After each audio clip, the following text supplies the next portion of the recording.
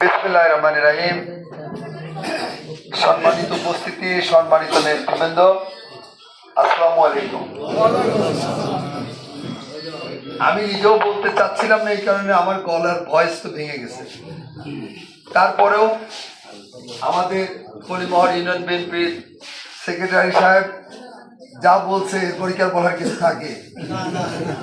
নাম বলবে, তার যে পুরা বক্তব্য দিয়েছে। আমি যা বলতাম পুরোটা সেই বলেছে। কি বলার আছে?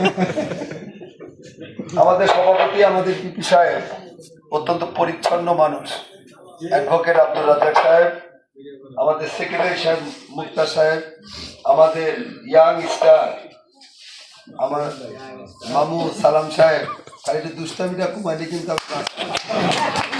একটা মনে হয় কি মাস্তান গুন্ডার স্টাইল, এইগুলা করা যাবে না। ভোট, আমাদের প্রিয় নেতা জনাব তারেক রহমান কি বলছেন, ভোট অনেক কঠিন হবে, অনেক চ্যালেঞ্জিং ভোট হবে। কাজে ভোটাররা যেটাতে খুশি থাকে সেই কাজটি আমরা করবো ইনশাল্লাহ।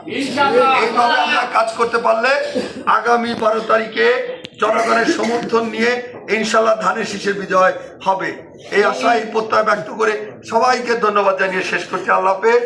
শহীদ রাষ্ট্রপতি জিয়াউর রহমান অমর হোক, আমাদের প্রিয় নেত্রী বেগম খালেদা জিয়া অমর হোক, আমাদের আগামীর ভবিষ্যৎ, আগামীর বাংলাদেশ পার্টির চেয়ারম্যান জনাব তারেক রহমান জিন্দাবাদ। ধন্যবাদ সবাইকে।